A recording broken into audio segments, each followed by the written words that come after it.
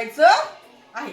आता संख्या त्याच आहेत पण मधील ज्या क्रिया आहेत त्या क्रिया कशा आहेत? वेगळ्या. अगोदर कोणती क्रिया आहे? नंतर सगळ्यात शेवटी. आता हे गणित कसं सोडवायचं आपण ते बघणार आहोत. आता कोणती क्रिया आहे? गुणाकाराची. मग आपण गुणाकाराची क्रिया असल्यावर आडवा गुणाकार करणार आहोत. कसा करणार आहोत?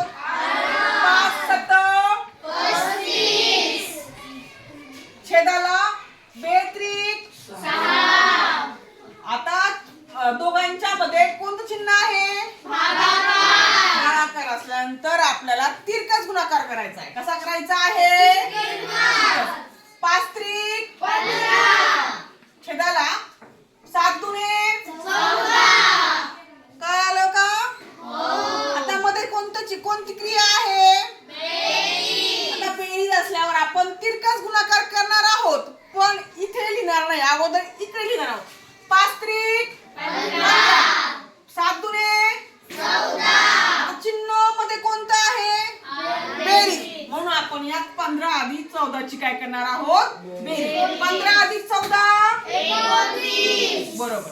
आणि छेदस्थानच्या संख्यांचा गुणाकार करणार आहोत. बेत्रिक 6. आता चिन्ह कोणतं आहे मध्ये? वजाबाकी. मग आपण परत तिरकस गुणाकार करणार आहोत. 5 त्रिक 15 आणि 7 दुने 14.